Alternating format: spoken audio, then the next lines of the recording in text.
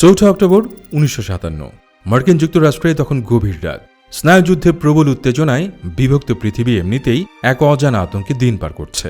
এমন সময় রেডিও রিসিভারগুলোতে ধরা পড়ল এক অদ্ভুত সংকেত। শব্দটা আসছিল পৃথিবীর বায়ুমণ্ডলের অনেক উপর থেকে, মহাকাশের অনন্ত শূন্যতা থেকে। সোভিয়েত ইউনিয়ন সফলভাবে মহাকাশে পাঠিয়েছে পৃথিবীর ইতিহাসের প্রথম কৃত্রিম উপগ্রহ স্পুটনিক 1, একটি বীজ বলের আকৃতির মাত্র 83 কেজি ওজনের ধাতব একটি গোলক। কিন্তু এই ছোট্ট গোলকটি যেন মার্কিন যুক্তরাষ্ট্রের অহংকারের মূলে আছড়ে পড়ল এক বিশাল পারমাণবিক বোমার মতো। যে আমেরিকা নিজেদের বিজ্ঞান, প্রযুক্তি এবং সামরিক শক্তিতে বিশ্বের অবিসংবাদিত অধিপতি বলে মনে করত, তারা হঠাৎ করে আবিষ্কার করল সোভিয়েত ইউনিয়ন তাদের চেয়ে যোজন যোজন এগিয়ে গেছে।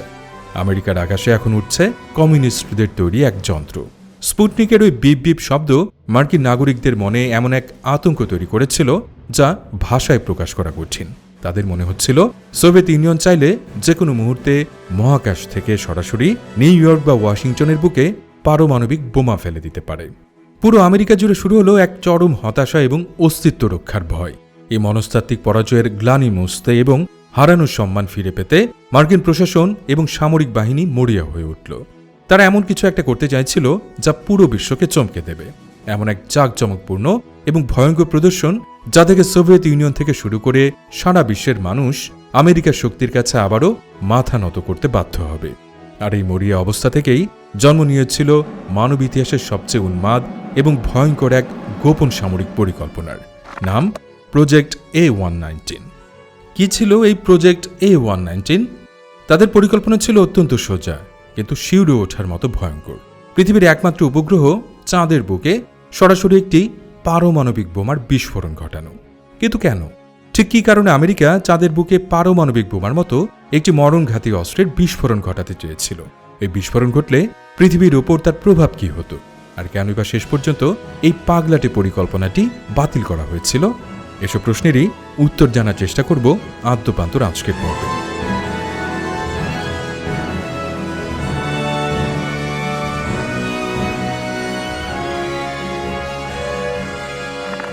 দ্বিতীয় বিশ্বযুদ্ধ শেষ হওয়ার পরপরই বিশ্ব বিভক্ত হয়ে পড়ে দুটি মেরুতে। একদিকে মার্কিন যুক্তরাষ্ট্রের নেতৃত্বাধীন পুঁজিবাদী বলয়, অন্যদিকে সোভিয়েত ইউনিয়নের নেতৃত্বাধীন কমিউনিস্ট বলয়। শুরু হয় এক দীর্ঘ এবং স্নায়ুক্ষয়ী লড়াই, যা ইতিহাসে স্নায়ুযুদ্ধ বা কোল্ড ওয়ার নামে পরিচিত। এই স্নায়ুযুদ্ধের মূল হাতিয়ার সরাসরি যুদ্ধ ছিল না, বরং ছিল কে কার চেয়ে বেশি শক্তিশালী, কার হাতে কত বেশি ধ্বংসাত্মক অস্ত্র আছে এবং কে প্রযুক্তিতে কতটা এগিয়ে, তার এক নীরব প্রতিযোগিতা। আর এই প্রতিযোগিতার সবচেয়ে বড় রণাঙ্গন হয়ে ওঠে মহাকাশ।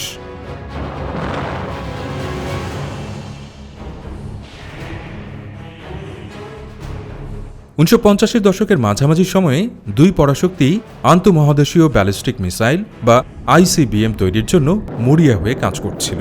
ICBM হলো এমন এক ধরনের রকেট যা পৃথিবীর এক প্রান্ত থেকে আরেক প্রান্তে পারমাণবিক বোমা বহন করে নিয়ে যেতে সক্ষম।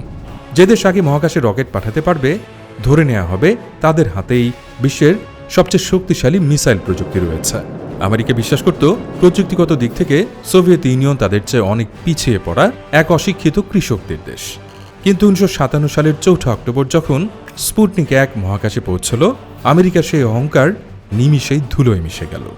মার্কিন নাগরিকদের জন্য এটি ছিল এক চরম ধাক্কা। স্পুটনিকের উৎক্ষেপণ প্রমাণ করে দিল যে সোভিয়েত ইউনিয়নের হাতে এমন এক শক্তিশালী রকেট রয়েছে যা দিয়ে তারা অনায়াসেই আমেরিকার মূল ভূখণ্ডে পারমাণবিক হামলা চালাতে সক্ষম। আমেরিকার পত্রিকাগুলোতে তখন শুধুই আতঙ্কের খবর। সোভিয়েতরা আমাদের আকাশ দখল করে নিয়েছে, এমন শিরোনামে ছেয়ে গেল সংবাদ মাধ্যম। প্রেসিডেন্ট ডুয়াইট ডি আইজেনহাওয়ারের প্রশাসনের উপর সাধারণ মানুষের চাপ বাড়তে লাগল। সোভিয়েত ইউনিয়নের এই বিশাল প্রোপাগান্ডা বিজয়ের বিপরীতে আমেরিকাকে এমন কিছু একটা করে দেখাতে হতো যা স্পুটনিকের অর্জনকে ম্লান করে দেবে। আমেরিকাকে প্রমাণ করতে হতো যে মহাকাশের আসল অধিপতি তারাই।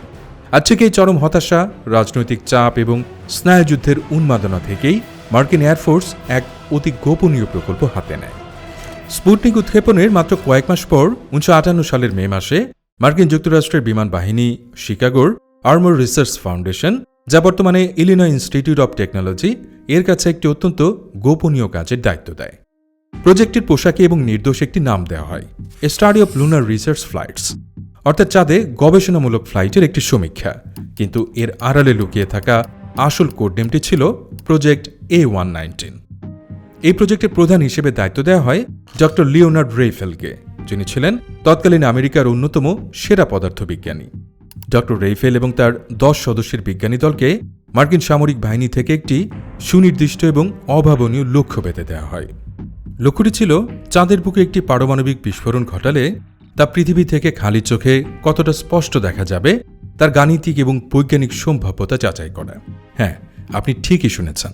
মার্কিন সামরিক বাহিনীর মূল উদ্দেশ্য চাঁদের ভূতত্ত্ব নিয়ে গবেষণা করা ছিল না। তাদের প্রধান উদ্দেশ্য ছিল একটি পাবলিক রিলেশন স্টান্ট বা চমক তৈরি করা। তারা চেয়েছিল চাঁদের বুকে এমন একটি প্রকাণ্ড পারমাণবিক বিস্ফোরণ ঘটাতে যা পৃথিবীর যে কোনো প্রান্ত থেকে মানুষ খালি চোখে দেখতে পাবে। কল্পনা করুন, রাতের আকাশে পূর্ণিমার চাঁদ জ্বলজ্বল করছে, আর হঠাৎ করে চাঁদের বুকে একটি বিশাল আলোর ঝলকানি দেখা গেল। এরপর একটি দানবাকৃতির মাশরুম ক্লাউড বা পারমাণবিক মেঘ চাঁদের মাটি থেকে শূন্যে উঠে গেল। এই দৃশ্য দেখে সোভিয়েত ইউনিয়ন সহ পুরো বিশ্ব মার্কিন যুক্তরাষ্ট্রের সামরিক সক্ষমতার কাছে আতঙ্কে শিউরে উঠবে, এটাই ছিল পেন্টাগনের মূল ভাবনা। ডক্টর লিওনার্ড রেইফেল জানতেন এই পরিকল্পনাটি কতটা পাগলাটে, কিন্তু স্নায়ুযুদ্ধের সেই উত্তাল সময়ে সামরিক বাহিনীর আদেশ অমান্য করার কোনো সুযোগ তার ছিল না।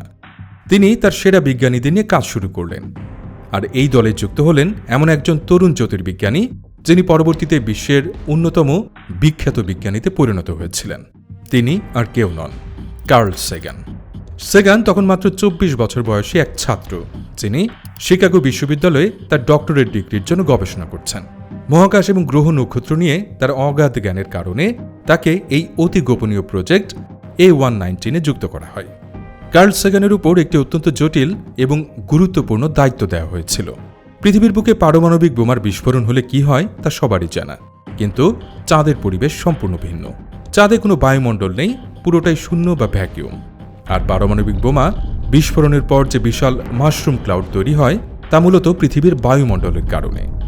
তাহলে বায়ুমণ্ডলহীন চাঁদে পারমাণবিক বিস্ফোরণ হলে ঠিক কি ঘটবে? কার্ল সেগানকে গাণিতিক হিসেব কষে বের করতে হতো চাঁদের বুকে বোমাটি ফাটলে কতটুকু ধুলো এবং ধ্বংসাবশেষ মহাকাশে ছিটকে পড়বে। সেই ধুলোর মেঘ চাঁদের মাধ্যাকর্ষণ ছাড়িয়ে কত দূর পর্যন্ত প্রসারিত হবে, আর সবচেয়ে বড় কথা, সেই ধুলোর মেঘের উপর সূর্যের আলো পড়লে তা পৃথিবী থেকে মানুষের খালি চোখে দৃশ্যমান হবে কিনা। সেগান দিনের পর দিন হিসেব নিকেশ করলেন। তার গাণিতিক মডেল থেকে বেরিয়ে এলো এক চমকপ্রদ তথ্য। যেহেতু চাঁদে বায়ুপ্রবাহ নেই, তাই বিস্ফোরণের পর কোনো ধোঁয়ার মেঘ বা মাশরুম ক্লাউড সেখানে বেশিক্ষণ স্থির থাকবে না। তবে বিস্ফোরণের প্রচণ্ড শক্তিতে চাঁদের পৃষ্ঠ থেকে হাজার হাজার টন পাথর ও ধুলো সরাসরি মহাকাশের দিকে তীব্র বেগে ছিটকে উঠবে। এই বিশাল ধুলোর স্তম্ভটি যদি সূর্যের আলোয় আলোকিত হয়, তবে পৃথিবী থেকে তা একটি উজ্জ্বল নক্ষত্রের মতো বা একটি বিশাল আলোর ঝলকানির মতো দেখা যাবে। কার্ল সেগানের এই নিখুঁত গাণিতিক মডেলিং সামরিক কর্তাদের আশ্বস্ত করল। তারা বুঝতে পারল চাঁদে বোমা ফাটানোর এই দৃশ্যমান প্রভাবটি প্রযুক্তিগতভাবে সম্ভব, কিন্তু এই দৃশ্যমানতাকে সর্বোচ্চ পর্যায়ে নিয়ে যেতে হলে বোমাটিকে চাঁদের ঠিক কোন জায়গায় এবং কখন ফেলতে হবে তা নিয়ে শুরু হলো নতুন হিসেব নিকেশ। বিজ্ঞানীরা হিসাব করে দেখলেন চাঁদের ঠিক মাঝখানে বা আলোকিত অংশে বোমা ফাটালে পৃথিবীর মানুষ তা ভালোভাবে দেখতে পারবে না, কারণ সূর্যের প্রবল আলোয় বিস্ফোরণের ঝলকানি ম্লান হয়ে যাবে। আবার চাঁদের অন্ধকার অংশে বা উল্টো দিকে বোমা ফাটালে ধুলোর মেঘে সূর্যের আলো পড়বে না, ফলে সেটিও অদৃশ্য থেকে যাবে। তাই লক্ষ্যবস্তু হিসেবে বেছে নেওয়া হলো চাঁদের টার্মিনেটর লাইন। টার্মিনেটর লাইন হলো চাঁদের সেই নির্দিষ্ট সীমানা যেখানে আলোকিত অংশ এবং অন্ধকার অংশের মিলন ঘটে। এই সীমারেখায় বোমা বিস্ফোরণ ঘটালে বিস্ফোরণের ফলে সৃষ্ট ধুলোর মেঘটি অন্ধকার পৃষ্ঠের উপর দিয়ে মহাকাশে উঠে যাবে। আর সেই ধুলোর মেঘে যখন সূর্যের আলো পড়বে, তখন অন্ধকার পটভূমিতে সেটি এক বিশাল এবং ভয়ঙ্কর আলোর স্তম্ভ হিসেবে পৃথিবীর মানুষের চোখে ধরা পড়বে। পরবর্তী প্রশ্ন ছিল, কোন ধরনের বোমা ব্যবহার করা হবে? প্রাথমিকভাবে মার্কিন সামরিক বাহিনীর ইচ্ছে ছিল একটি হাইড্রোজেন বোমা বা থার্মোনিউক্লিয়ার বোমা ব্যবহার করার, যা সাধারণ পারমাণবিক বোমার চেয়ে 1000 গুণ বেশি শক্তিশালী। কিন্তু 1958 সালের দিকে রকেট প্রযুক্তি ততটা উন্নত ছিল না। একটি হাইড্রোজেন বোমার ওজন ছিল অনেক বেশি। সে সময়ের কোনো মার্কিন রকেটের পক্ষেই এত ভারী একটি পেলোড বা বস্তু বয়ে নিয়ে 3,84,000 কিলোমিটার দূরের চাঁদে নিখুঁতভাবে আঘাত করা সম্ভব ছিল না। তাই সিদ্ধান্ত পরিবর্তন করে একটি ছোট কিন্তু শক্তিশালী অ্যাটম বোমা বা ফিশন বোমা বেছে নেওয়া হয়। হিরোশিমায় যে লিটল বয় বোমাটি ফেলা হয়েছিল, প্রজেক্ট A119 এর জন্য বেছে নেওয়া বোমাটি ছিল তার চেয়ে সামান্য বেশি শক্তিশালী। এটি ওজনে তুলনামূলক হালকা হওয়ায় তৎকালীন রকেটে করে চাঁদে পাঠানো সম্ভব ছিল। পরিকল্পনা প্রায় চূড়ান্ত, রকেটের নকশা, বোমার ধরন, আঘাত হানার স্থান সবকিছুই প্রস্তুত। প্রজেক্ট A119 এর রিপোর্ট পেন্টাগনের উচ্চপদস্থ কর্তাদের টেবিলে জমা পড়ল। আমেরিকা প্রস্তুতি নিচ্ছিল পৃথিবীর ইতিহাসে সবচেয়ে বড় এবং সবচেয়ে বিতর্কিত সামরিক শোডাউনের। কিন্তু ঠিক এই জায়গাতে এসে পুরো পরিকল্পনার চিত্রটা বদলাতে শুরু করে। প্রজেক্ট A119 এর মূল উদ্দেশ্য সামরিক শক্তির প্রদর্শন হলেও এর একটি বৈজ্ঞানিক আবরণ বা কভার স্টোরি তৈরি করা হয়েছিল।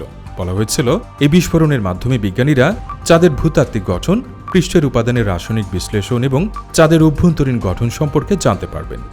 কিন্তু বিজ্ঞানী মহলের অনেকেই, বিশেষ করে ডক্টর লিওনার্ড রেইফেল নিজে, এই পরিকল্পনার সুদূর প্রসারী এবং মারাত্মক পরিণতি নিয়ে গভীরভাবে উদ্বিগ্ন হয়ে পড়েন। প্রথমত, চাঁদের পরিবেশ কোটি কোটি বছর ধরে সম্পূর্ণ অক্ষত এবং আদিম অবস্থায় রয়েছে। সেখানে একটি পারমাণবিক বিস্ফোরণ ঘটানোর অর্থ হল চাঁদের একটি বিস্তীর্ণ অঞ্চলকে চিরতরে তেজস্ক্রিয় বা রেডিও অ্যাক্টিভ করে তোলা। ভবিষ্যতে যদি মানুষ চাঁদে পদার্পণ করে বা সেখানে কোনো গবেষণা কেন্দ্র স্থাপন করতে চায়, তবে তেজস্ক্রিয়তা তাদের জন্য এক মারাত্মক হুমকির কারণ হবে। দ্বিতীয়ত, চাঁদের পৃষ্ঠে মানুষের সৃষ্ট এই কলঙ্ক পৃথিবীর মানুষের কাছে কেমন বার্তা দেবে? চাঁদ যুগে যুগে মানুষের কাছে সৌন্দর্য, শান্তি এবং রোমান্টিসিজমের প্রতীক হিসেবে বিবেচিত হয়ে এসেছে। সে চাঁদের বুকে একটি পারমাণবিক বোমার ক্ষত চিহ্ন তৈরি করাকে বিশ্বের সাধারণ মানুষ, বিজ্ঞানী সমাজ এবং মিত্র দেশগুলো কিভাবে গ্রহণ করবে? ডক্টর রেইফেল বুঝতে পেরেছিলেন এটি কোনো বৈজ্ঞানিক পরীক্ষা নয়, বরং এটি হল স্নায়ুযুদ্ধের অন্ধ উন্মাদনা এবং রাজনৈতিক অহংকারের এক চূড়ান্ত বহিঃপ্রকাশ। কিন্তু সামরিক কর্তাদের কাছে এই নৈতিক প্রশ্নের কোনো মূল্য ছিল না। তাদের একমাত্র লক্ষ্য ছিল সোভিয়েত ইউনিয়নকে ভয় দেখানো। তবুও যে কারণটি শেষ পর্যন্ত এই প্রজেক্টটিকে বাতিলের দিকে ঠেলে দিয়েছিল তা কোনো নৈতিক বা বৈজ্ঞানিক কারণ ছিল না, সেটি ছিল এক চরম বিপর্যয়ের আশঙ্কা। পেন্টাগনের কর্তারা যখন এই প্রজেক্টের চূড়ান্ত সবুজ সংকেত দেওয়ার দ্বারপ্রান্তে, তখন একটি মারাত্মক বাস্তবতার কথা তাদের মাথায় আঘাত করে। 1950-এর দশকের শেষের দিকে রকেট প্রযুক্তি একেবারেই প্রাথমিক পর্যায়ে ছিল। মার্কিন যুক্তরাষ্ট্রের নিজেদের তৈরি অনেক রকেটই উৎক্ষেপণের কিছুক্ষণ পরেই আকাশে বিস্ফোরিত হতো বা নির্দিষ্ট কক্ষপথে পৌঁছাতে ব্যর্থ হতো। সামরিক কর্তারা চিন্তা করে দেখলেন, যদি প্রজেক্ট A119 এর রকেটটি পারমাণবিক বোমা নিয়ে আকাশে ওড়ার পর বিকল হয়ে যায়, তাহলে কি হবে? যদি রকেটটি পৃথিবীর মাধ্যাকর্ষণ বলয় পার হতে না পেরে আবার পৃথিবীর বুকে ফিরে আসে, সেই পারমাণবিক বোমাটি যদি ভুলবশত মিত্রদেশ ব্রিটেন, ফ্রান্স কিংবা খোদ আমেরিকার বুকে এসে আছড়ে পড়ে, তবে এর পরিণতি কি হবে? আর যদি বোমাটি সোভিয়েত ইউনিয়নের ভূখণ্ডে গিয়ে পড়ে, তবে তা মুহূর্তের মধ্যে তৃতীয় বিশ্বযুদ্ধের সূচনা করবে। তাছাড়া যদি কোনোভাবে এই পরিকল্পনার কথা বিশ্বের সাধারণ মানুষের কাছে ফাঁস হয়ে যায়, তবে মার্কিন যুক্তরাষ্ট্রের ভাবমূর্তি চিরতরে নষ্ট হয়ে যাবে। স্পুটনিকের কারণে আমেরিকা যে সম্মান হারিয়েছিল, চাঁদে বোমা ফেলার মতো এক উন্মাদ এবং ভয়ঙ্কর কাজ করলে সেই সম্মান তো ফিরবেই না। উল্টো আমেরিকা পুরো বিশ্বের কাছে এক ঘৃণিত রাষ্ট্রে পরিণত হবে। এর পাশাপাশি মার্কিন প্রশাসন বুঝতে পারল যে স্পুটনিকের জবাব দেওয়ার জন্য ধ্বংসাত্মক কোনো কাজের চেয়ে গঠনমূলক এবং ইতিবাচক কোনো কাজ করা বেশি জরুরি। চাঁদে পারমাণবিক বোমা ফেলার চেয়ে চাঁদে একজন মানুষকে নিরাপদে পাঠানো এবং তাকে ফিরিয়ে আনা প্রযুক্তিগত দিক থেকে অনেক বেশি কঠিন এবং সম্মানজনক। এই গঠনমূলক চিন্তাভাবনা থেকেই জন্ম নেয় project Apollo. President John F Kennedy 1961 সালে ঘোষণা দেন, এই দশকের শেষ হওয়ার আগেই আমরা চাঁদে মানুষ পাঠাবো। বিপর্যয়ের আশঙ্কা, জনরোষের ভয় এবং মহাকাশ গবেষণায় নতুন দৃষ্টিভঙ্গির কারণে 1959 সালের জানুয়ারিতে মার্কিন সামরিক বাহিনী অত্যন্ত গোপনীয়তার সাথে প্রজেক্ট A119 চিরতরে বাতিল ঘোষণা করে।